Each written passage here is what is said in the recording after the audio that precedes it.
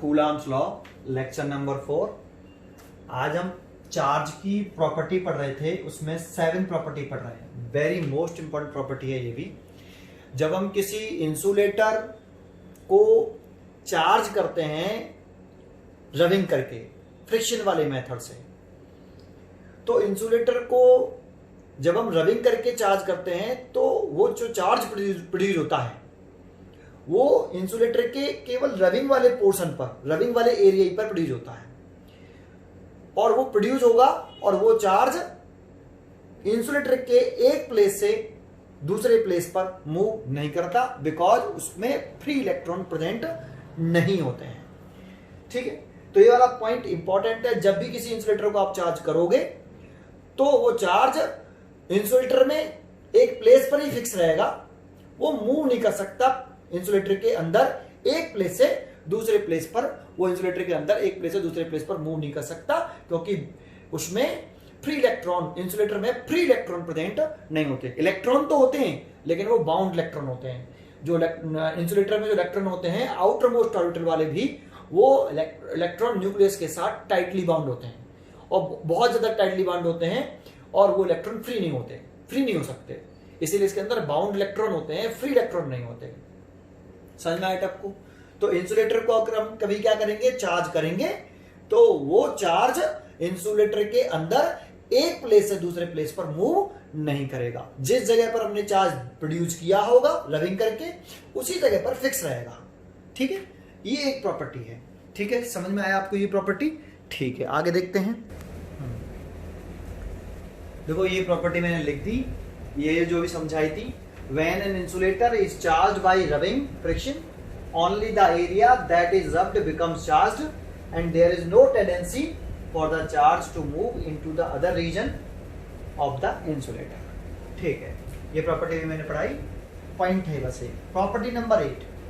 देखो ये जो प्रॉपर्टी में 8 पढ़ा रहा हूं, ये भी डायरेक्टली एक प्रॉपर्टी है चार्ज की। इसे एक्सप्लेन भी कर सकते हैं, प्रूव भी कर सकते हैं गॉस थ्योरम और पोटेंशियल पढ़ने के बाद। जब हम गॉस थ्योरम पढ़ लेंगे, इलेक्ट्रिक पोटेंशियल पढ़ लेंगे, तब इसे एक्सप्लेन कर सकते हैं। अभी एक प्रॉपर्टी के रूप में समझ लें क्या है। कंडक्टर की बात कर रहे हैं, सॉलिड कंडक्टर हो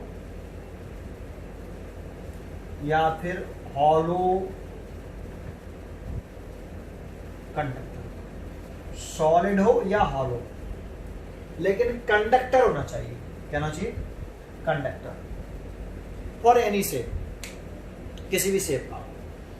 ठीक है, जब किसी भी कंडक्टर को हम चार्ज देते हैं तो सारा की सारा चार्ज उस कंडक्टर के आउटर सरफेस पर डिस्ट्रीब्यूट होता है। जैसे अगर हम एक स्फेरिकल कंडक्टर ले लें, ये हमने एक स्फेरिकल शेप का एक कंडक्टर ले लिया,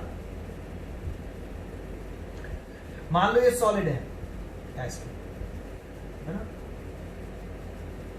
अगर इस कंडक्टर को आप चार्ज यहां पर भी देते हो, यहां पर प्रोड्यूस करते हो, मान लो इस जगह पर आप चार्ज प्रोड्यूस करते हो, देते हो आप इसको, इस कंडक्टर को आप क्यू चार्ज दे रहे हो इनसाइड, तो वो ऑटोमेटिक इटसेल्फ अपने आप ही सारा चार्ज कहां आ जाएगा, उसके आउटर सरफेस पर डिस्ट्रीब्यूट होगा। सारा के सारा चार्ज उसके आउटर सरफेस पर ही डिस्ट्रीब्यूट होगा, इस जगह पर आउटर सरफेस पर डिस्ट्रीब्यूट हो जाएगा। हॉलो सेल हो और स्फेरिकल सेल कंडक्टिंग हो, तब भी सारा चार्ज उसके आउटर सरफेस पर डिस्ट्रीब्यूट होता है। ठीक है, एक प्रॉपर्टी है कि किसी भी कंडक्टर को हम चार्ज देते हैं तो सारा चार्ज उसके आउटर सरफेस पर डिस्ट्रीब्यूट होता है। इसको समझने के लिए हमें इलेक्ट्रिक फील्ड भी आना चाहिए, हमें पोटेंशियल भी आना चाहिए, हमें गॉस थ्योरम भी आने चाहिए, तब हम इस वाली प्रॉपर्टी को समझ सकते हैं। अभी आजकल डायरेक्टली सुन लो, किसी भी कंडक्टर को तुम चार्ज दोगे तो सारा चार्ज उसके आउटर सरफेस पर रहेगा। Inside the conductor, inside the conductor, conductor के इनसाइड चार्ज 0 होगा, यहां कोई चार्ज नहीं होगा inside the conductor. Electric field intensity भी 0 होगी। ये ई क्या है सर? इलेक्ट्रिक फील्ड है, इलेक्ट्रिक फील्ड इंटेंसिटी। सर ये क्या होता है? तो बेटा वो तो नेक्स्ट चैप्टर में सीख पाएंगे, इलेक्ट्रिक फील्ड इंटेंसिटी जब पढ़ेंगे। अभी इतना समझ लो, किसी कंडक्टर को चार्ज देते हैं तो सारा चार्ज उसके आउटर सरफेस पर रहता है, और charge inside the conductor charge 0, electric field 0। But electric potential इसका सिंबल होता है V। ये इनसाइड द कंडक्टर 0 नहीं होता। V इनसाइड द कंडक्टर की बात कर रहे हैं, इनसाइड द कंडक्टर V 0 नहीं होता। फिर इनसाइड द कंडक्टर पोटेंशियल कितना होता है? इनसाइड किसी भी पॉइंट पर जो पोटेंशियल है वो सरफेस के पोटेंशियल के इक्वल होता है। सेंटर पे भी पोटेंशियल सरफेस के पोटेंशियल के बराबर होगा। एक क्वेश्चन आता है कि एक कंडक्टर है, इसके सरफेस का पोटेंशियल 10 वोल्ट है, तो इसके सेंटर पर कितना पोटेंशियल होगा? ये सेंटर है। क्वेश्चन आया एक क्वेश्चन कि अगर एक कंडक्टर है उसके सरफेस पर पोटेंशियल 10 वोल्ट है, तो बताओ सेंटर पर कितना पोटेंशियल होगा? तो सेंटर पर जो पोटेंशियल होगा, सेंटर पर जो पोटेंशियल होगा वो इन सरफेस के पोटेंशियल के बराबर होगा, और सरफेस पर कितना? 10 वोल्ट। इसके इस वाले पॉइंट P पर कितना पोटेंशियल होगा? P पॉइंट का इनसाइड किसी भी पॉइंट का पोटेंशियल सरफेस के पोटेंशियल के इक्वल होगा। तो इस P पॉइंट का पोटेंशियल देखें, वो भी 10 वोल्ट। इनसाइड एवरी पॉइंट पर पोटेंशियल कैसा रहता है? सरफेस के पोटेंशियल के इक्वल रहता है, 0 नहीं होता। Electric field intensity inside the conductor 0 रहती है। समझ में आया आपको? ये इलेक्ट्रोस्टैटिक कंडीशन, इलेक्ट्रोस्टैटिक कंडीशन, ठीक। इलेक्ट्रोस्टैटिक कंडीशंस में सर, ये इलेक्ट्रोस्टैटिक इक्विलिब्रियम कंडीशंस क्या है वो अभी आगे समझ में आएगी सर, बस इतना सुन लीजिए आप, ठीक है। एक प्रॉपर्टी में सबसे इंपॉर्टेंट यहाँ ध्यान रखना है चार्ज के बारे में। इलेक्ट्रिक फील्ड को जाने दो, पोटेंशियल को जाने दो, किसी भी कंडक्टर को हम चार्ज देंगे तो सारा चार्ज उस कंडक्टर के आउटर स्पेस पर डिस्ट्रीब्यूट होगा। ये एक प्रॉपर्टी नंबर 8, ठीक है। आगे प्रॉपर्टी देखते हैं इसकी 9। देखो हम आगे टॉपिक पढ़ रहे हैं, इसमें ग्राउंडिंग और earthing. It is the method by which charges are shared between charge body and earth. ये एक मेथड है चार्ज को शेयर करने का बॉडी और अर्थ के बिटवीन, ठीक है। इसका क्या मतलब है समझते हैं, ठीक है। जरा समझो, पहले एक बार बताऊं कि अर्थ जो होता है, अर्थ का जैसे किसी बॉडी को हम अर्थ करते हैं तो ये उसका सिंबल है, ये सिंबल ऑफ अर्थ, ठीक है। इस तरह से बनाते हैं कंडक्टिंग वायर, ये अर्थ, ये इसे अर्थिंग, अर्थ का सिंबल है बेटा। अर्थ जो है ओशन है इसका, और ओशन ऑफ इलेक्ट्रॉन, ठीक है। ये अर्थ एक कंडक्टिंग बॉडी है और इसको हम ओशन ऑफ इलेक्ट्रॉन कंसीडर करते हैं, ठीक है। जानते हो, अभी आगे मैं आपको पढ़ाऊंगा कि जो अर्थ है इसका कैपेसिटेंस, कैपेसिटी ऑफ अर्थ जो है वो C इनफाइनाइट, वेरी लार्ज होता है। Capacity of earth very large होती है। कैपेसिटी क्या होती है? चार्ज को स्टोर करने की एबिलिटी। किसी कंडक्टर में चार्ज को स्टोर करने की एबिलिटी उस कंडक्टर की कैपेसिटी कहलाती है। ये कैपेसिटेंस ऑफ अर्थ कंडक्टर का हम एज्यूम करते हैं कितना? इनफाइनाइट, वेरी लार्ज होती है, बहुत ज्यादा लार्ज होती है, तो हम इनफिनिटी कंसीडर कर लेते हैं, ठीक है। एक फॉर्मूला आएगा कैपेसिटेंस वाले चैप्टर में ही, V is equal to Q over C। V electric potential है, Q चार्ज है, C कैपेसिटेंस है। ये इलेक्ट्रिक पोटेंशियल, ये इलेक्ट्रिक पोटेंशियल, ये चार्ज और ये कैपेसिटेंस।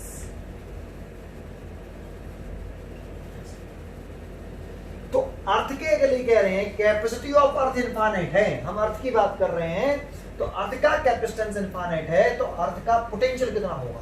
तो V is equal to Q over infinite. तो पोटेंशियल कितना?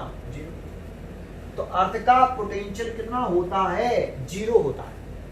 अर्थ का पोटेंशियल कितना होता है? 0। क्यों? कोई पूछे कि अर्थ का पोटेंशियल 0 क्यों होता है, तो हम कहेंगे अर्थ का कैपेसिटेंस इनफिनिटी लार्ज होता है, और अर्थ का कैपेसिटेंस इन्फिनिटी लार्ज होगा, तो यहाँ C इन्फिनिटी रखो तो V की वैल्यू सॉल्व करो तो पोटेंशियल कितना आएगा, इलेक्ट्रिक पोटेंशियल ऑफ अर्थ 0। तो हम अर्थ का इलेक्ट्रिक पोटेंशियल कितना मानते हैं, 0। एक पॉइंट, पहले तो आप इस वाले पॉइंट पर ध्यान दें, एक, ठीक है। ये वैसे यहाँ समझाना नहीं चाहिए, आगे समझाना चाहिए, लेकिन आप समझें इसको, ठीक है, एक पॉइंट।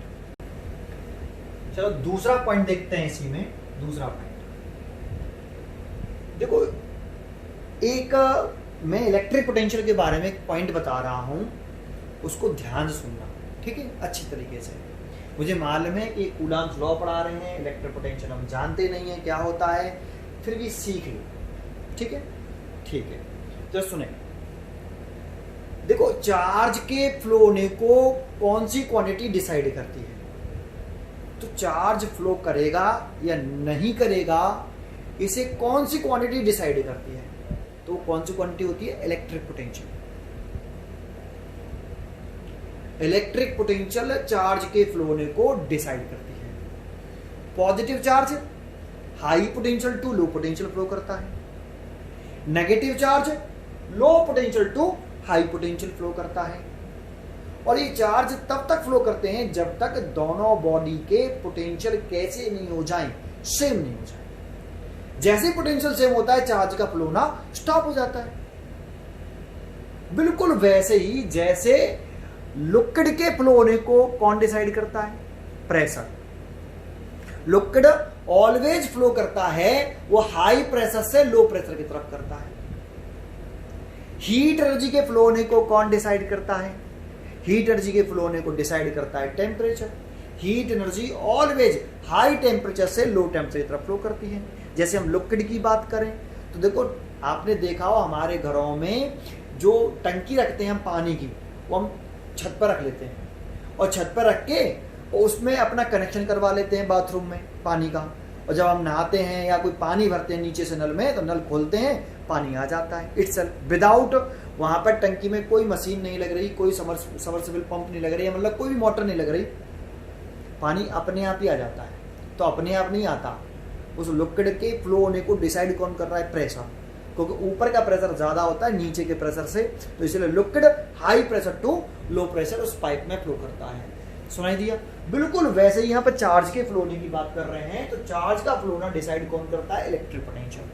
ठीक है, एक बार थोड़ा सा एग्जांपल देके समझाओ।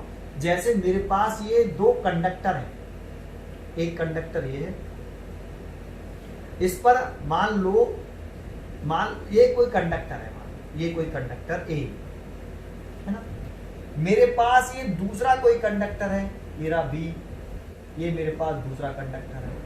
इसको मैंने किसी इंसुलेटिंग स्टैंड से ऐसे टाइट कर स्टैंड पर लगा रखा है, इसको भी मैंने किसी इंसुलेटिंग स्टैंड पर लगा रखा है। मान लो कंडक्टर ए हाई पोटेंशियल पर है, मान लो हमारा कंडक्टर ए है, ये हाई पोटेंशियल पर है, और बी कंडक्टर लो पोटेंशियल पर है ना। ये हाई पोटेंशियल पर कंडक्टर है, बी वाला लो पोटेंशियल पर है। अब इन दोनों को अगर हम किसी मेटलिक वायर द्वारा आपस में कनेक्ट कर दें, ये कंडक्टिंग वायर होना चाहिए, मेटलिक वायर होना चाहिए, कंडक्टिंग वायर से कनेक्ट कर दें, तो जानते हो जो पॉजिटिव चार्ज होगा वो फ्लो करने की कोशिश करता है high potential to low potential. तो इसमें जो पॉजिटिव चार्ज होगा, अगर इस कंडक्टर पर पॉजिटिव चार्ज है ना, तो वो high potential to low potential. मान लो इस कंडक्टर पर भी कितना चार्ज है, Q1, कनेक्ट करने से पहले इस कंडक्टर पर कितना चार्ज है, Q1, इस कंडक्टर पर कितना चार्ज है, Q2, इस कंडक्टर पर Q1 चार्ज है पॉजिटिव, इस कंडक्टर पर Q2 चार्ज है पॉजिटिव, इस कंडक्टर का पोटेंशियल ज्यादा है, इस कंडक्टर का पोटेंशियल कम है। जैसे ही हम इन दोनों वायरों को एक मेटलिक वायर से जोड़ेंगे, कंडक्टिंग वायर से जोड़ेंगे, तो positive charge high potential to low potential इधर की तरफ चार्ज फ्लो करने लगेगा, और ये पॉजिटिव चार्ज जो है आपका, इसका कुछ चार्ज इसमें जाने लगेगा, और ये कब तक फ्लो करेगा, जब तक इन दोनों कंडक्टरों के पोटेंशियल कैसे नहीं हो जाए। ये हाई पोटेंशियल पर है, लो पोटेंशियल पर है, जैसे ही इन दोनों को कंडक्टिंग वायर से कनेक्ट किया तो उसका positive charge high potential to low potential flow करने लगेगा। कब तक करेगा, जब तक कि पोटेंशियल कैसे नहीं हो जाए से। ये एक प्रॉपर्टी है, ठीक है।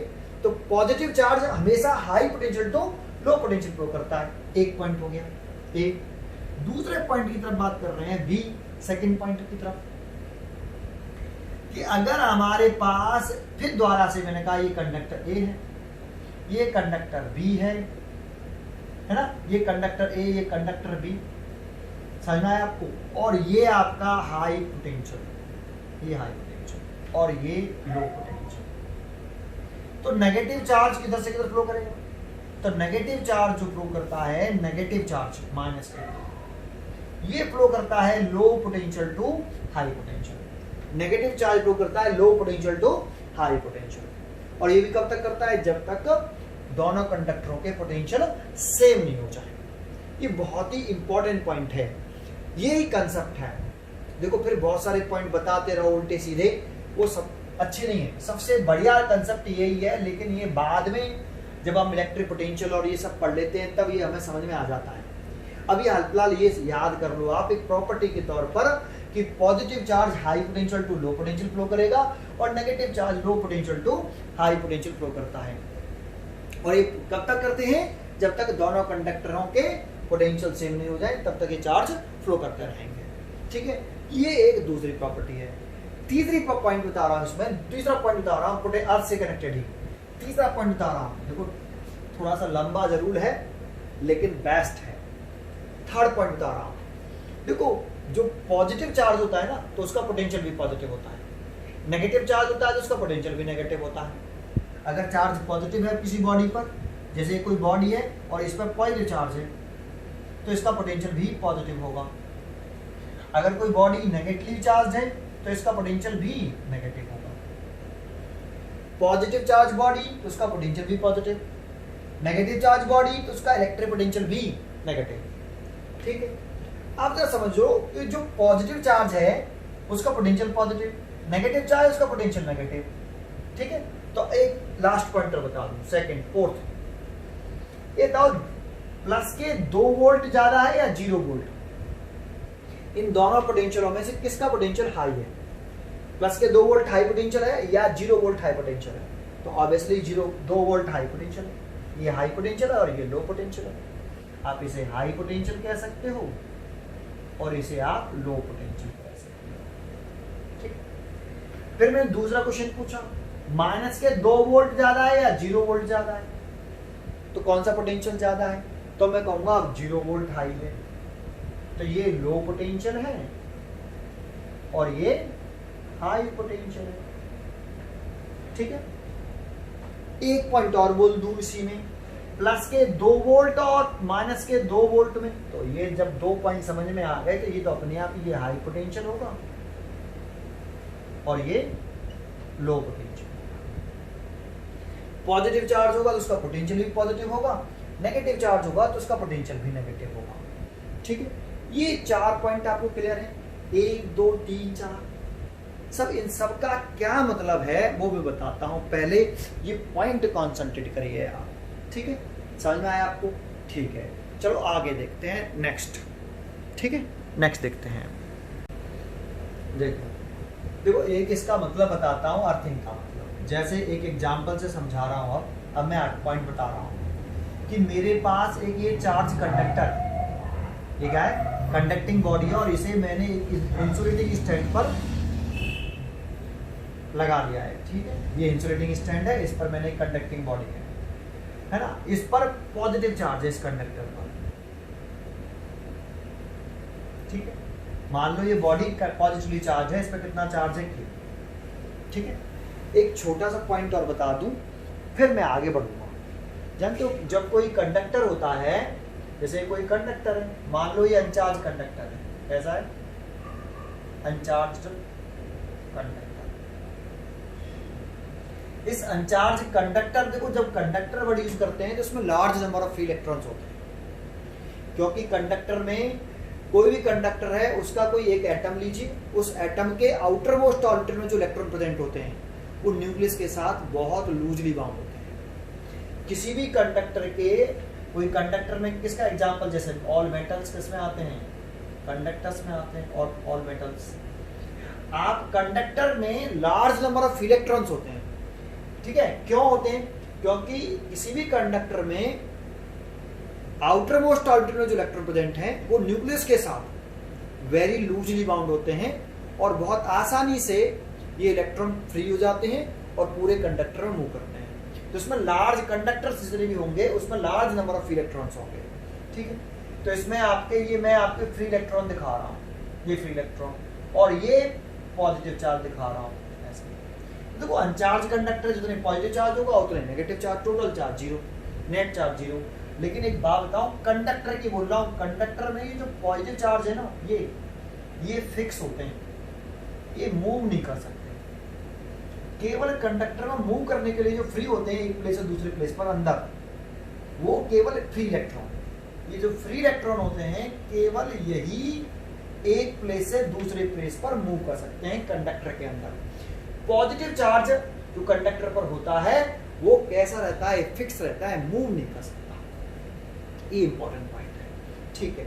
चलो आप सुनते हैं। मान लो एक कंडक्टर है, इसमें पॉजिटिव चार्ज है। अब मैंने क्या किया कि ये कंडक्टर, यही वाला कंडक्टर मैंने बना लिया और इस कंडक्टिंग बॉडी को, ये कंडक्टिंग बॉडी ए, इसी कंडक्टिंग बॉडी को बना लिया। मैंने एक कंडक्टिंग वायर ले लिया, ये कंडक्टिंग वायर है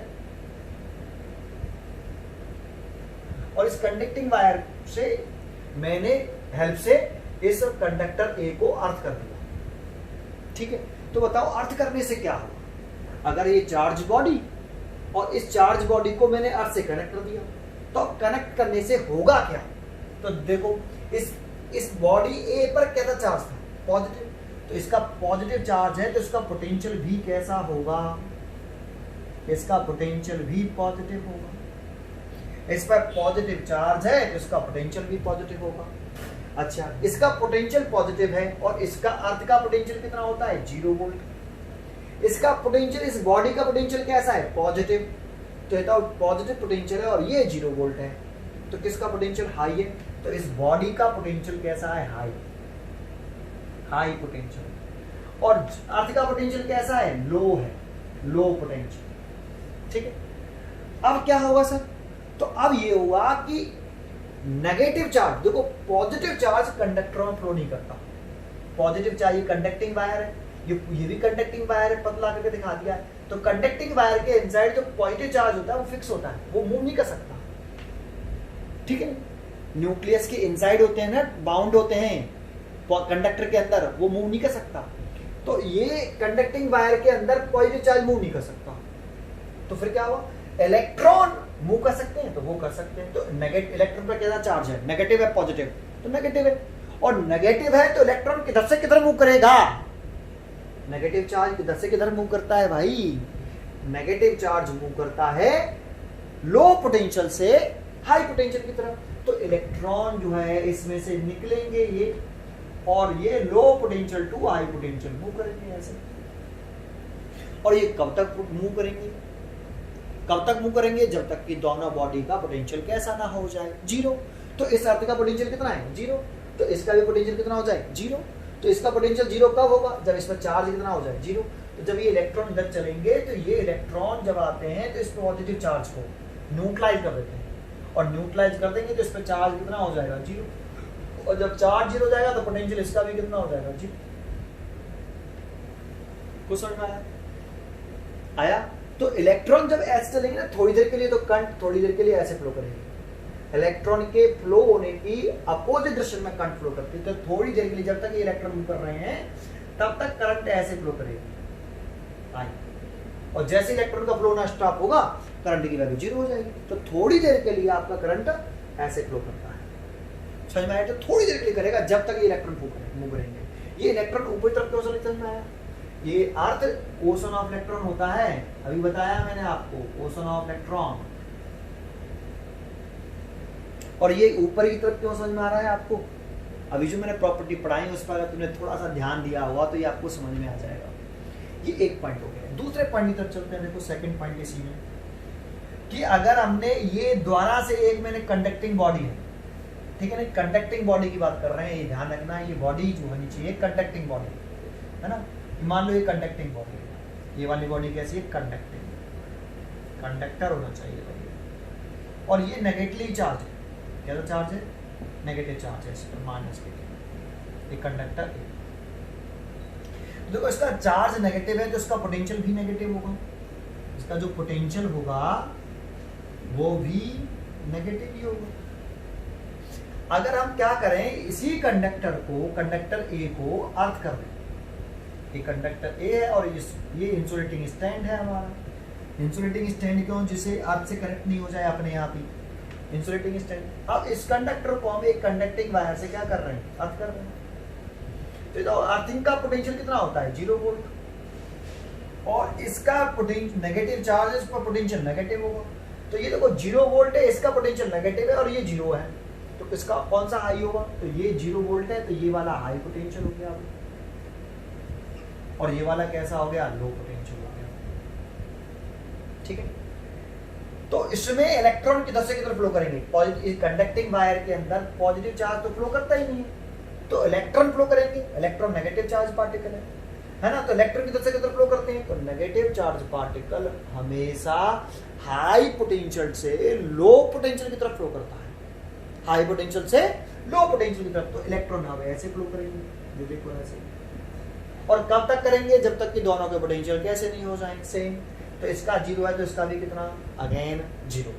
तो ये सारा जो नेगेटिव चार्ज है, इसमें जो नेगेटिव चार्ज है ना, सारा फ्लो करके किसमें चला जाएगा, अर्थ में, और जब सारा नेगेटिव चार्ज इसका अर्थ में चला गया तो इसमें कितना चार्ज हो गया, 0। और जब चार्ज 0 हो जाएगा तो इसका पोटेंशियल भी कितना हो जाएगा, 0। चार्ज 0 तो पोटेंशियल भी 0। समझ में आया आपको, आया, चार्ज 0 तो पोटेंशियल 0। ये रिलेशन होता है, देखो ऐसे कैपेसिटेंस पढ़ेंगे, Q प्रोपोर्शनल टू पोटेंशियल, ये डायरेक्ट रिलेशन, और Q is equal to CV, C is constant, proportionality constant, जिसको हम बोलते हैं कैपेसिटेंस ऑफ कंडक्टर, इसको हम कैपेसिटेंस बोलते हैं। तभी तो लिख रहे थे C राउट Q अपॉन V, अभी थोड़ी देर पहले लिख रहे थे C राउट Q अपॉन V, ऐसे। अगर चार्ज 0 होगा तो पोटेंशियल भी 0 हो जाएगा, चार्ज और पोटेंशियल का डायरेक्ट रिलेशन होता है, ठीक है। ये हम कैपेसिटेंस वाले चैप्टर में रीड कराएंगे आपको, ये बात समझ में आई। ये दूसरा पॉइंट है। देखो इसमें एक पॉइंट और बताऊंगा मैं आपको, अर्थिंग में, अर्थिंग में एक पॉइंट बताऊंगा, ये पॉइंट सबसे मैं पहले आपको दो। तीसरे पॉइंट की तरफ चलते हैं, तीसरा थर्ड पॉइंट और लास्ट पॉइंट, ठीक है, अर्थिंग के बारे में, अर्थिंग के लिए, और फिर इसका यूज बताएंगे कि इसका क्या मतलब है, क्यों पढ़ा हमने, ये बहुत ही इंपॉर्टेंट पॉइंट होता है कि जब हम अर्थ करें तो उसका क्या मतलब है, ठीक है। नहीं तो देखो यहाँ जैसे हम करते हैं तो चार्ज बॉडी और अर्थ के बीच में चार्ज शेयर हो रहा है कि नहीं, ट्रांसफर हो रहा है एक बॉडी से दूसरी बॉडी में, ठीक है। देखो थर्ड पॉइंट देख रहे हैं हम कि मैंने एक यहाँ अनचार्ज बॉडी रखी, कैसे रखी, समझना इसको, ये अनचार्ज बॉडी, अनचार्ज कंडक्टिंग की बात कर रहे हैं, कंडक्टिंग बॉडी, कंडक्टर है मान लो ए, मान लो ये अनचार्ज कंडक्टर है ए, ये वाला। तो जब तो अनचार्ज का मतलब है जितने इसमें पॉजिटिव चार्ज हैं उतने ही नेगेटिव चार्ज हैं, ये तो मतलब हुआ, ठीक है। अब मैं इस अनचार्ज कंडक्टिंग बॉडी के नियर ये इंसुलेटिंग स्टैंड लगा दिया मैंने, जिससे अर्थिंग ना हो अपने आप, इंसुलेटर मटेरियल का, है ना। ये इस अनचार्ज कंडक्टर के नियर अगर हम एक पॉजिटिव चार्ज बॉडी ले आए बी, ये बॉडी ए, ये पॉजिटिव चार्ज बॉडी ले आए बिना कॉन्टैक्ट, तो क्या होगा, ये पॉजिटिव चार्ज इस बॉडी के नेगेटिव चार्ज को अपनी तरफ खींच लेगा। जब ये पॉजिटिव चार्ज इस बॉडी के नेगेटिव चार्ज को अपनी तरफ खींचेगा तो इस वाले एंड पर तो नेगेटिव चार्ज की एक्सेस हो जाएगी, और इस वाले एंड पर नेगेटिव चार्ज की क्या हो जाएगी, डेफिशिएंसी।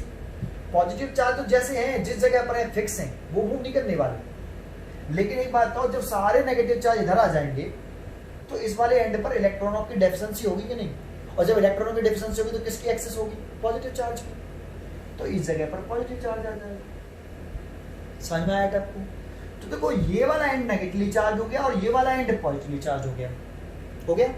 तो जरा समझ लो, इस प्लस ने इस माइनस को अटैक किया, इस वाले पॉजिटिव चार्ज ने इस माइनस को अटैक किया, और इसी वाले पॉजिटिव चार्ज ने इस पॉजिटिव चार्ज को रिपेल किया, इस वाले पॉजिटिव ने इस नेगेटिव को अट्रैक्ट किया, इस पॉजिटिव ने इस पॉजिटिव को रिपेल किया, इस वाले पर रिपल्सन फोर्स लग रहा है। तो जानते हो ये वाला चार्ज जो है ये बाउंड चार्ज कह सकते हो आप। इस चार्ज को बांध के किसने रखा है, इस नेगेटिव चार्ज को इस पॉजिटिव चार्ज ने, तो इसे बाउंड चार्ज कह सकते हो। और इस चार्ज ने इसको रिपेल कर रखा है, तो ये इसे फ्री चार्ज कह सकते हो आप। इसे आप क्या कह सकते हो, फ्री चार्ज। सही में आपको। अब क्या करें, अब हम थर्ड स्टेप की तरफ चलें। ये पहला स्टेप हुआ, ये दूसरा स्टेप हुआ, ये तीसरे स्टेप की तरफ चलते हैं। तीसरा स्टेप ये है कि अगर हम क्या करते हैं, ये आपका इंसुलेटिंग स्टैंड ऐसे,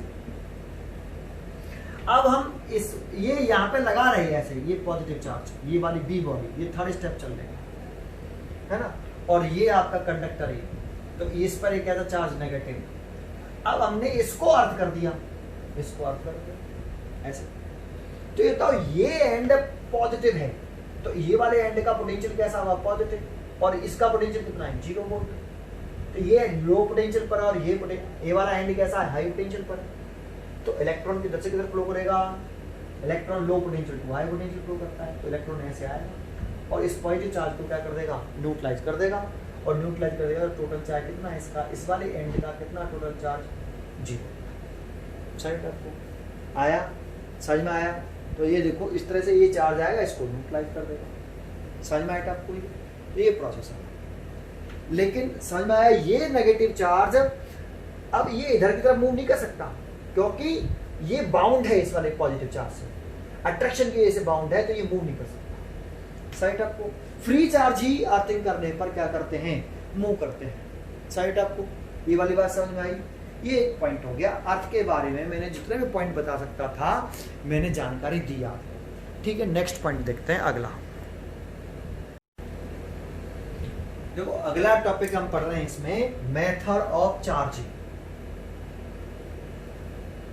मेथड ऑफ चार्जिंग, किसी बॉडी को चार्ज करने के 3 मेथड होते हैं। पहला मेथड होता है charging by friction, charging by friction, charging by friction. एक इस मेथड से हम कौन सी बॉडियों को चार्ज कर सकते हैं, तो ये जो इस वाले मेथड से हम एक इंसुलेटर को चार्ज कर सकते हैं। इंसुलेटर जैसे आपका प्लास्टिक है, ग्लास है, सिल्क क्लॉथ है ना। इंसुलेटर प्लास्टिक, ग्लास, सिल्क, जिसमें कोई करंट फ्लो ना करे, इंसुलेटर। इसी को हम डाइलेक्ट्रिक भी बोलते हैं। क्या बोलते हैं, डाइलेक्ट्रिक मटेरियल भी बोलते हैं। तो इस चार्जिंग बाय फ्रिक्शन, फ्रिक्शन वाले मेथड से हम कौन सी बॉडीज, कौन सी मटेरियल को चार्ज कर सकते हैं। एक है इंसुलेटर को चार्ज कर सकते हैं, इस वाले मेथड से हम कंडक्टर को भी चार्ज कर सकते हैं, कंडक्टिंग बॉडी को भी चार्ज कर सकते हैं। मतलब दोनों इंसुलेटर बॉडीज और कंडक्टिंग बॉडीज दोनों को हम चार्ज कर सकते हैं चार्जिंग बाय फ्रिक्शन से। एक मेथड। दूसरा मेथड होता है इसमें charging by conduction, charging by conduction. Charging by conduction की बात करें तो चार्जिंग बाय कंडक्शन होने के लिए पहले तो इसमें केवल एक पॉइंट, चार्जिंग बाय कंडक्शन केवल कंडक्टरों को ही चार्ज किया जा सकता है। इस वाले मेथड से, चार्जिंग बाय कंडक्शन मेथड से केवल कंडक्टर को ही चार्ज किया जा सकता है, ओनली कंडक्टर को। इंसुलेटर को इस वाले मेथड से हम चार्ज नहीं कर सकते हैं। एक पॉइंट। दूसरा, इसमें किसी बॉडी को चार्ज करने के लिए दोनों कंडक्टिंग बॉडी कांटेक्ट में होनी चाहिए, डायरेक्ट कांटेक्ट में होनी चाहिए, तब हम कंडक्शन मेथड से दो बॉडी को चार्ज कर सकते हैं। मतलब ये बता रहा हूं कि कौन सी बॉडी को चार्ज कर सकते हैं। तीसरा है इलेक्ट्रिक इंडक्शन, इलेक्ट्रिक इंडक्शन। इस मेथड से हम कंडक्टर को तो चार्ज कर ही सकते हैं, कंडक्टर को तो हम चार्ज कर सकते हैं इस वाले मेथड से, कंडक्टर को हम चार्ज कर सकते हैं इस वाले मेथड से। इसमें हम कंडक्टर को चार्ज कर सकते हैं, इंसुलेटर को भी हम पोलराइज कर सकते हैं। इंसुलेटर को हम क्या कर सकते हैं, पोलराइज कर सकते हैं।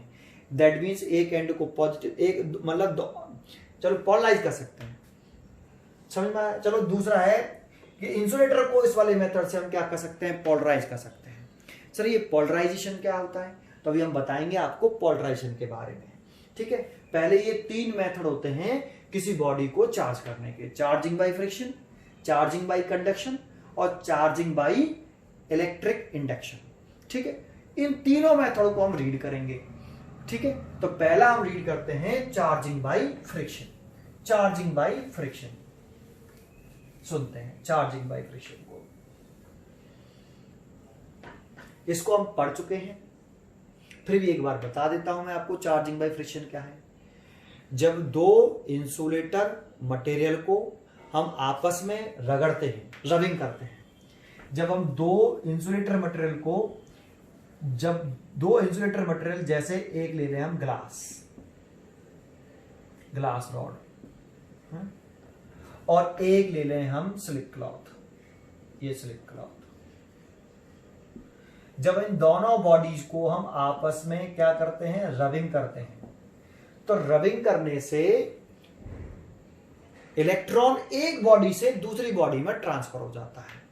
जब हम दो बॉडी को आपस में, दो इंसुलेटर बॉडीज को आपस में रब किया, रबिंग करने से इलेक्ट्रॉन एक बॉडी से दूसरी बॉडी में ट्रांसफर हो जाता है। और इलेक्ट्रॉन के ट्रांसफर होने से मान लो कितने इलेक्ट्रॉन ट्रांसफर हुए, n इलेक्ट्रॉन ट्रांसफर हुए। कितने इलेक्ट्रॉन ट्रांसफर हुए, n इलेक्ट्रॉन ट्रांसफर हुए। तो इलेक्ट्रॉन इधर से इधर गया तो इस पर पॉजिटिव चार्ज आएगा, इस पर नेगेटिव चार्ज आएगा। इस पर कितना पॉजिटिव चार्ज आएगा, Q बराबर प्लस Ne, और इस पर कितना चार्ज आएगा, Q बराबर माइनस के Ne। तो रबिंग करने से हमेशा दोनों बॉडियों पर एक साथ equal and opposite charge develop होता है।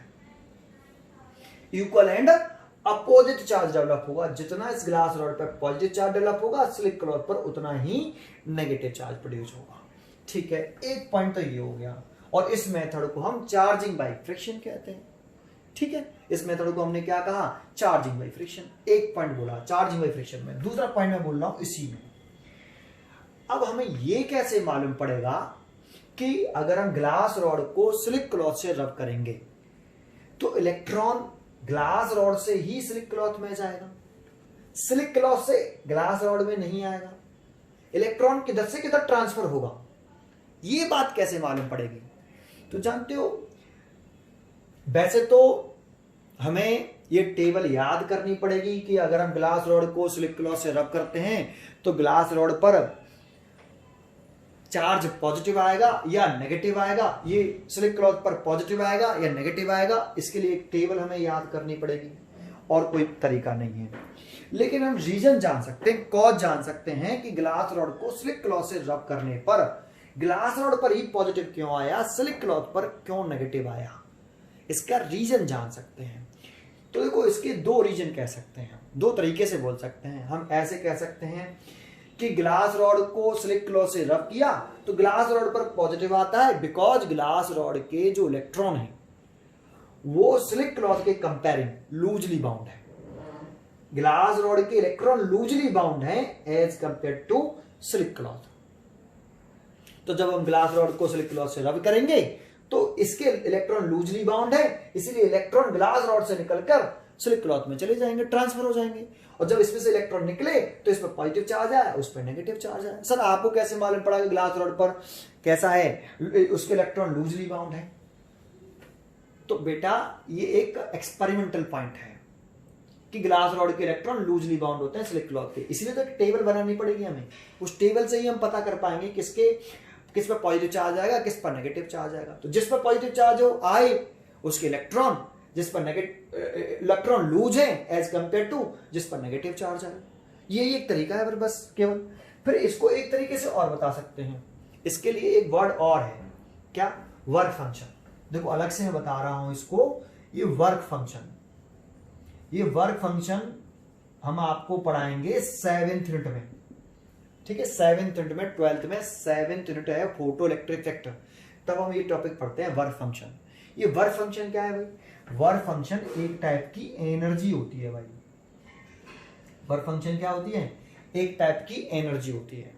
ये वर्क फंक्शन प्रॉपर्टी होती है कंडक्टर्स की या मटेरियल्स की। किसी भी मटेरियल्स की प्रॉपर्टी है वर्क फंक्शन। इंसुलेटर की हो सकती है, कोई भी मटेरियल्स है उसकी प्रॉपर्टी है work function. Different different material के लिए वर्क फंक्शन डिफरेंट डिफरेंट होता है।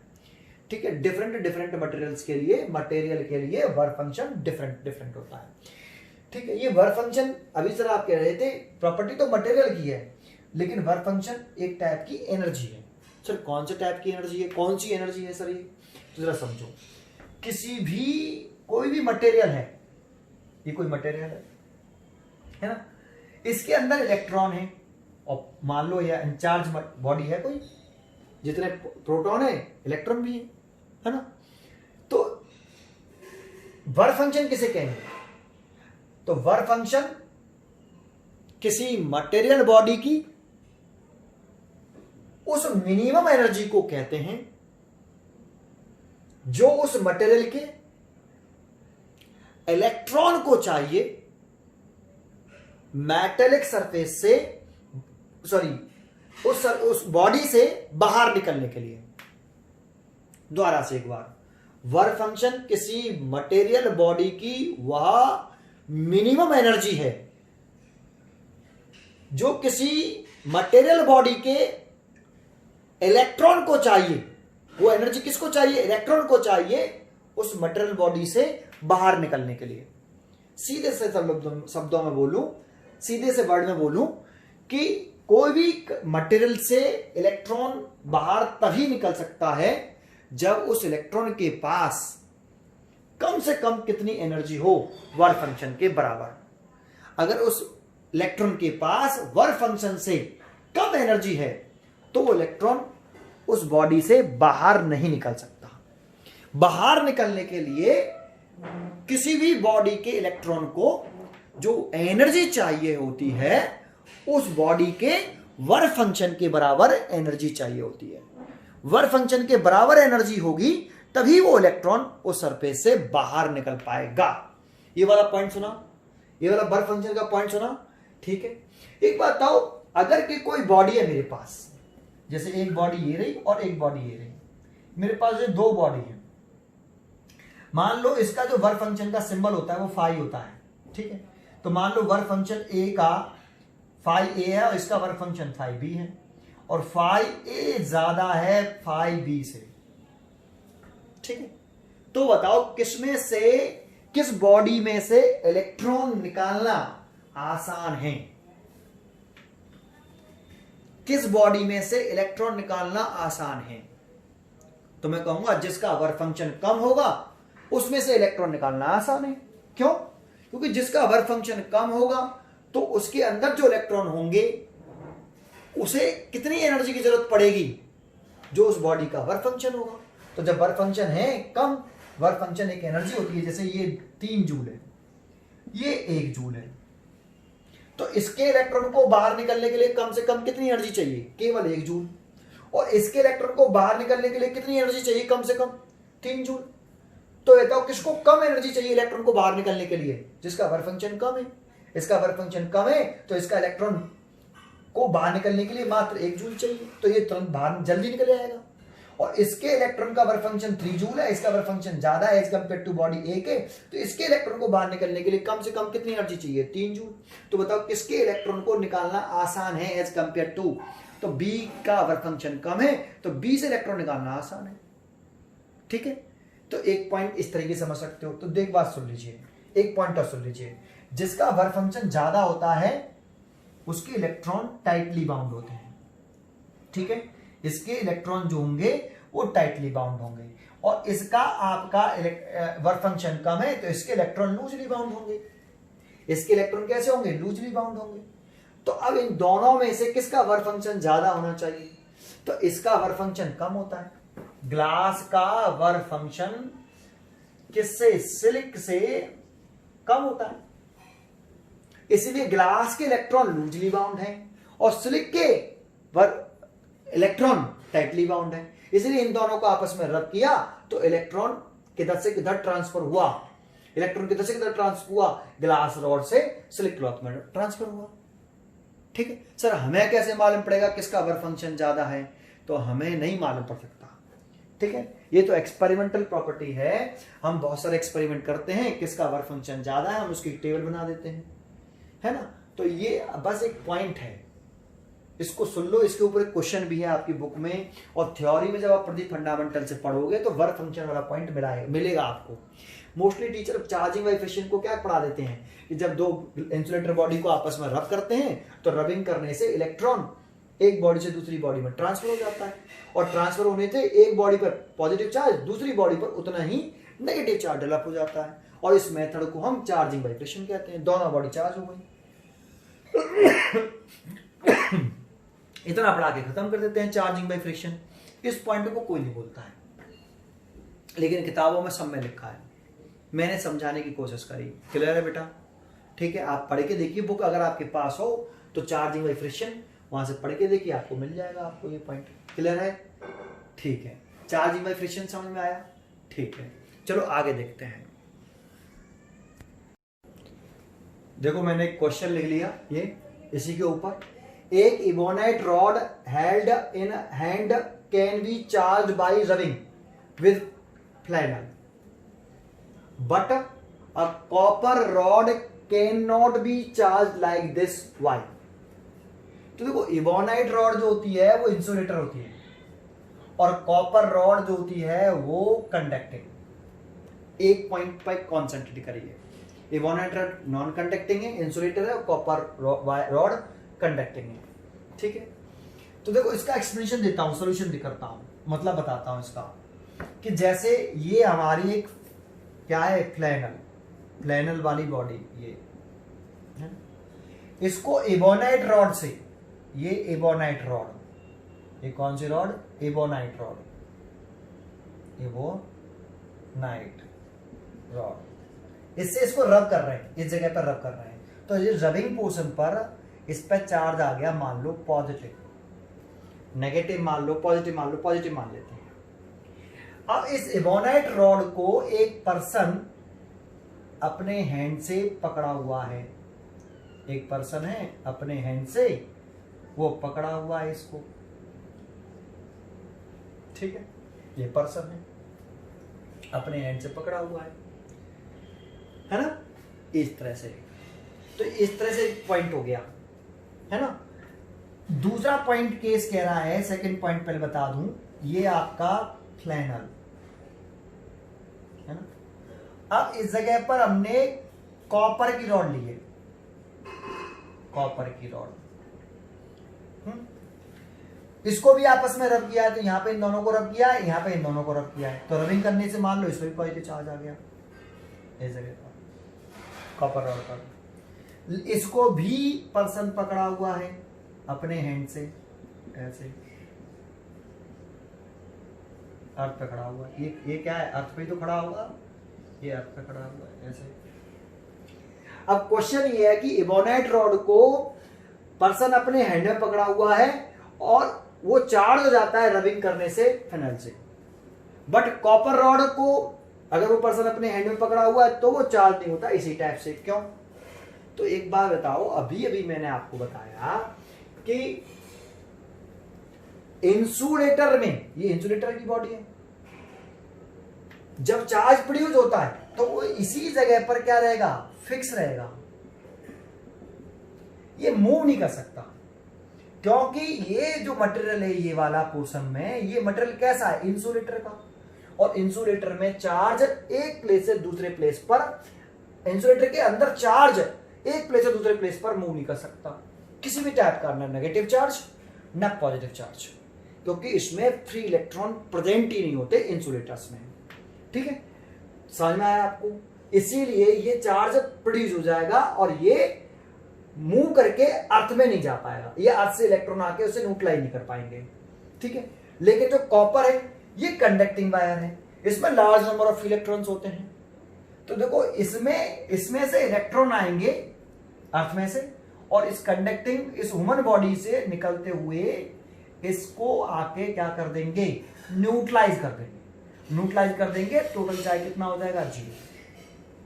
अभी अभी मैं थोड़ी देर पहले बताया था कि अगर कोई बॉडी है उस पर पॉजिटिव चार्ज है, अगर इसे आप अर्थ करते हो, ये क्या लेते हो, कंडक्टिंग बॉडी, कंडक्टिंग वायर ये वाला, सर इसमें तो कंडक्टिंग वायर लिया ही नहीं, तो जो ह्यूमन बॉडी भी है वो भी तो कंडक्टिंग होती है, तो ये ह्यूमन बॉडी ही कंडक्टिंग वायर का काम कर रही है।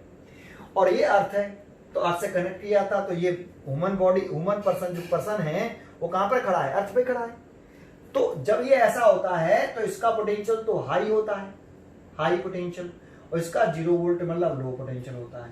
तो इलेक्ट्रॉन निकलते हैं और अर्थ से इलेक्ट्रॉन निकलते हैं और इस पॉजिटिव चार्ज बॉडी को क्या कर देते हैं, पहुंच के वहां पे न्यूट्रलाइज कर देते हैं। तो इस कंडक्टिंग बॉडी का चार्ज कितना हो जाता है, 0।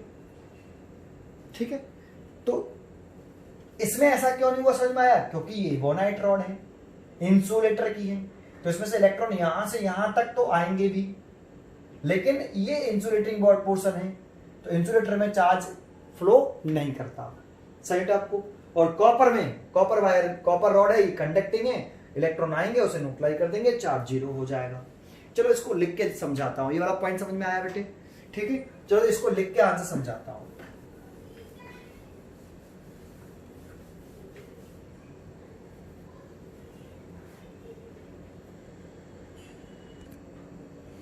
देखो मैंने आंसर लिखा, इस तरह से किताब में आंसर लिखा होता है कि both human body and copper rod conduct electricity when it is attempt to charge a copper rod by rubbing the charge flow from rod to earth through the hand. Copper wire, copper rod को rubbing करने से जो charge produce होगा वो charge flow कर जाएगा किसके through, hand के थ्रू अर्थ में। However when ebonite rod is charge by rubbing, charge so produced stay on the ebonite rod as it bad conductor of electricity. क्योंकि एवोनाइट रॉड इंसुलेटर की बनी होती है, तो बैड कंडक्टर ऑफ इलेक्ट्रिसिटी है। Bad conductor of electricity का मतलब है कि इसमें फ्री इलेक्ट्रॉन नहीं होते हैं, तो उसमें चार्ज फ्लो नहीं कर सकता है। ठीक है, जो चार्ज फ्लो ना करे तो वो बैड कंडक्टर होता है किसका, इलेक्ट्रिसिटी का। ठीक है, ये वाला आंसर समझ में आया। लेकिन देखो एक बात बताऊं, क्या हम कॉपर रॉड को चार्ज नहीं कर सकते इस तरीके से? तो कर सकते हैं एक तरीके से, कि आप क्या करो कि जो फनल ले लो, ये फनल, ये फ्लैनल, और ये कॉपर की रॉड, ये कॉपर की रॉड, ये तो कॉपर की रॉड, लेकिन इस पर एक इंसुलेटिंग स्टैंड लगा लो आप, सॉरी एक इंसुलेटिंग हैंडल लगा लो, यहाँ एक प्लास्टिक का हैंडल लगा लिया। देखा पेचकस देखा है आपने, पेचकस टाइप का पेचकस देखा हो तो उसमें पीछे मुट्ठा होता है प्लास्टिक का, वो लगा लो, वो लगा लिया। ये प्लास्टिक का एक क्या लगा लिया आपने, प्लास्टिक का मतलब इंसुलेटर हैंडल लगा लिया, इंसुलेटर हैंडल ऐसे। अब तुम इस इंसुलेटिंग हैंडल को पकड़ लो अपने हैंड से, है ना, ऐसे, और खड़े हो जाओ अर्थ पर। अब इन दोनों को रबिंग करो, तो रबिंग करने से ये कॉपर की रॉड, ये कॉपर की रॉड, अब रबिंग करो तो चार्ज डेवलप होगा ये कॉपर की रॉड पर या नहीं होगा, तो डेवलप हो जाएगा। अब ये लीक नहीं कर पाएगा अर्थ में, क्योंकि आपका ये जो इंसुलेटिंग हैंडल है ये बैड कंडक्टर ऑफ इलेक्ट्रिसिटी है।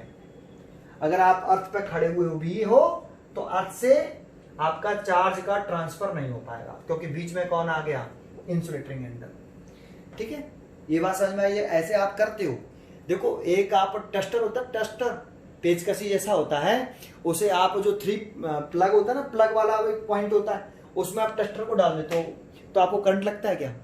क्योंकि वो मेटल का होता है आपका, ये वाला हिस्सा, ये वाला मेटल का होता है और ये वाला प्लास्टिक का। अब प्लास्टिक वाले पोर्शन को पकड़े हुए हो और प्लग में डाल दिया आपने, एंटर कर दिया उसको, तो एंटर करते तो करंट नहीं लगता हमें, है ना, साइड आपको। लेकिन आप इस प्लास्टिक वाले हैंडल को हटा दो, केवल मेटल वाला ले लो और मेटल का पकड़ लो आप, मेटल को ऐसे, यहां से मेटल है, पूरा मेटल है, और फिर उस प्लग में डाल दो, तो मैं करंट लगेगा नहीं लगेगा? तो लगेगा, क्योंकि जैसे ही आप उसे डालोगे तो जो चार्ज उसमें डेवलप, पहले से उसमें चार्ज है उस प्लग के अंदर, वो आपकी बॉडी के थ्रू आपके अंदर चार्ज फ्लो कर जाएगा। सही टप्पू? क्यों फ्लो करेगा, समझ में आया आपको? अरे अभी तो कराया था कि अगर कोई चार्ज बॉडी है और ये अर्थिंग ऐसे, तो अगर पॉजिटिव है तो इलेक्ट्रॉन ऐसे चलेंगे, और इलेक्ट्रॉन ऐसे चले तो करंट ऐसे फ्लो करेगी। अगर नेगेटिव है तो आपका अर्थ कर दोगे आप, नेगेटिव बॉडी है, नेगेटिव बॉडी उसे आप अर्थ कर दोगे तो इलेक्ट्रॉन ऐसे चलेंगे। अगर नेगेटिव बॉडी है, इलेक्ट्रॉन ऐसे चलेंगे तो करंट ऐसे चलेगी। करंट इलेक्ट्रॉन के फ्लो होने के अपोजिट डायरेक्शन फ्लो करती है। भाई ये अभी बहुत आगे पढ़ने वाले हैं, ठीक है, बहुत ज्यादा डिटेल में पढ़ा रहा हूं आपको। समझ में आया आपको इतना? ये वाली बात समझ में आई? ठीक है, एक पॉइंट क्लियर हुआ ये। चलो आगे देख, ये मेरे नोट्स में लिखा हुआ है, ठीक है ना, ये वाला पॉइंट भी देख लेना आप। देखो मैंने एक और क्वेश्चन लिखा है इसके ऊपर, इसी टॉपिक के ऊपर। एक vehicles carrying inflammable materials usually having metallic rope touching the ground during the motion and Y.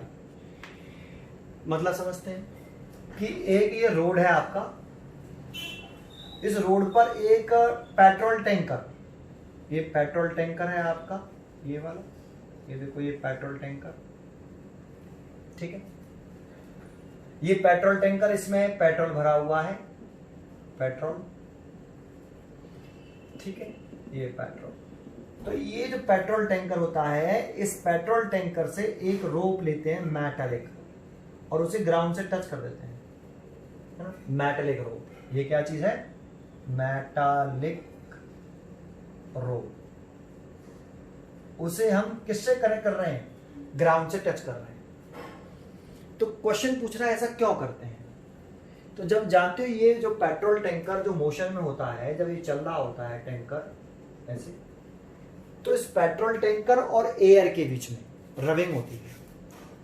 जब ये पेट्रोल टैंकर आगे चल रहा होता है तो एयर जो है वो ऐसे इससे सरफेस से, इस पेट्रोल टैंकर के सरफेस से एयर रविंग करते हुए पीछे की तरफ भागती है। तो पेट्रोल टैंकर और एयर के बीच में फ्रिक्शन होता है, और फ्रिक्शन होने से पेट्रोल टैंकर चार्ज हो जाता है। क्या हो जाता है? चार्ज। अगर ये पेट्रोल टैंकर ऐसा नहीं कि बहुत ज्यादा चार्ज होता है, थोड़ा सा चार्ज होता है, लेकिन ये धीरे धीरे चलता चला जा रहा है तो एयर की रविंग हो रही है तो धीरे धीरे ये चार्ज इकट्ठा होता चला जाता है। अगर ये चार्ज बहुत ज्यादा इकट्ठा हो जाए, अगर ये हमने कनेक्ट नहीं किया अभी, अगर ये चार्ज बहुत ज्यादा इकट्ठा हो जाता है तो फिर स्पार्किंग होने लगती है, और स्पार्किंग होती है, इसमें पेट्रोल भरा हुआ है तो आग लगने का संभावना बन जाती है, आग लग सकती है इसके अंदर। इससे बचने के लिए, इस दुर्घटना से बचने के लिए हम क्या करते हैं कि इस पर एक मेटालिक चेन लटका देते हैं और उसका कनेक्शन किससे कर देते हैं? ग्राउंड से। अब जब ये पेट्रोल टैंकर मूव करता है तो जैसे इस रविंग करने से जो चार्ज डेवलप हुआ, जैसे पॉजिटिव चार्ज, तो अभी मैंने बताया था अगर पॉजिटिव चार्ज होगा तो इसमें से इलेक्ट्रॉन, अर्थ में से इलेक्ट्रॉन निकलेंगे ऐसे, और इस पॉजिटिव चार्ज को न्यूट्रलाइज कर देंगे।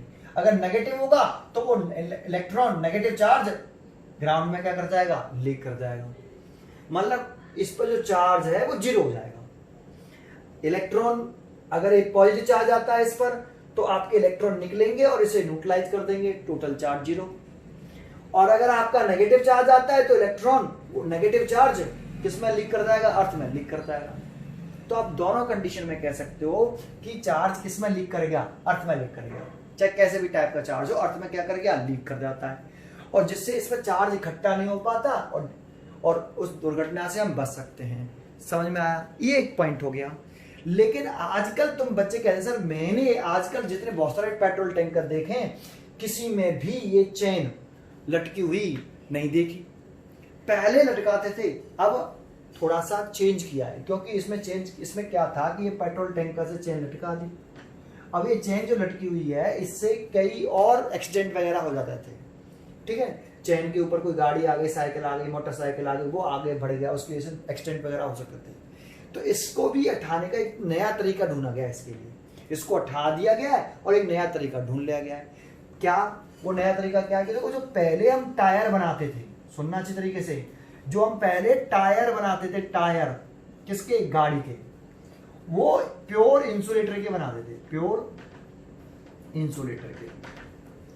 तो प्योर इंसुलेटर की बनाते थे, लेकिन आजकल हम जो टायर बनाते हैं, इस टायर को आज हम बना रहे हैं तो इसमें टायर में रबर में प्योर इंसुलेटर कौन सा, प्योर रबर के बना देते हैं। प्योर रबर मतलब इंसुलेटर है ना, इसका बना देते हैं। लेकिन इस रबर में हम एक कार्बन कंपाउंड मिला देते हैं, कार्बन कंपाउंड मिलाते हैं, और कार्बन कंपाउंड मिला के हम इसमें कार्बन कंपाउंड मिलाते हैं। क्या मिलाते हैं, कार्बन कंपाउंड, कार्बन मिला देते हैं। कार्बन मिला के इसको हम स्लाइटली कैसे कर लेते हैं, कंडक्टिंग, कैसे कर लेते हैं, कंडक्टिंग। तो आजकल ये टायर हैं कार्बन मिला के रबर में स्लाइटली कंडक्टिंग बनाया जा रहा है। स्लाइटली कंडक्टिंग बनाने से क्या फायदा हुआ, अगर ये टायर स्लाइटली कंडक्टिंग हो जाएगा तो इस चार्ज की जरूरत ही नहीं है। रबिंग करने से सिर्फ बहुत ज्यादा चार्ज इकट्ठा होता है, धीरे धीरे रबिंग करने से धीरे धीरे चार्ज इकट्ठा होता था। अब रबिंग करेंगे तो थोड़ा सा चार्ज डेवलप हुआ और ये चार्ज मेटलिक बॉडी के थ्रू, इस टायर के थ्रू किसमें कर जाता है, ग्राउंड में लीक कर जाता है। टायर के थ्रू ग्राउंड में लीक कर जाता है, साइड को कनेक्शन हो गया ना ग्राउंड से उसका डायरेक्ट, क्योंकि अब आपका जो टायर है वो स्लाइटली कंडक्टिंग बनाया गया। स्लाइटली कंडक्टिंग बनाने से फायदा यह है कि जो भी बॉडी पे चार्ज आएगा वो अर्थ से डायरेक्ट कनेक्ट हो जाएगा, और अर्थ से डायरेक्ट कनेक्ट होगा तो बॉडी और अर्थ के बीच में चार्ज की क्या हो जाएगी, शेयरिंग हो जाएगी, चार्ज की शेयरिंग हो जाएगी। चार्ज अर्थ में लीक कर जाएगा, सीधा सा पॉइंट है। ठीक है।